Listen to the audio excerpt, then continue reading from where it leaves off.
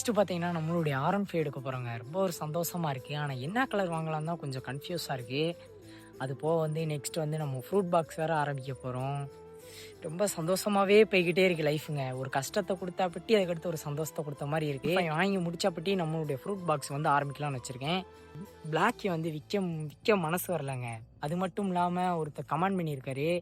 அப்புறம் என்ன மைத்துக்குடா வீடியோ போட்டேன்னு கேட்டு அப்படின்னு பேசியிருந்தாரு. எனக்கு மனசு ரொம்ப சங்கட்டமாகி போச்சுங்க.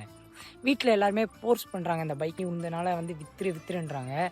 ஒரு உயிர் தானே, வாயில்லாத ஜீவன் தானே, எல்லா விலங்குகளும் போல அதுதானே அப்படின்னு நெனச்சுட்டு, சரி நம்ம பிளாக்கியும் நம்ம கூட வச்சுக்கிறோம். கிட்டத்தட்ட நம்ம கஷ்டத்த புரிஞ்சுக்கிடுச்சுங்க.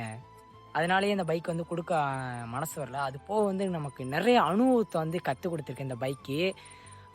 நெக்ஸ்ட் வந்து நம்மளுடைய R15 எடுக்க போறோம். ரொம்ப சந்தோஷமா இருக்கு. எல்லாரும் மறக்காம சப்ஸ்கிரைப் பண்ணி நம்ம வீடியோ தொடர்ந்து பாருங்க.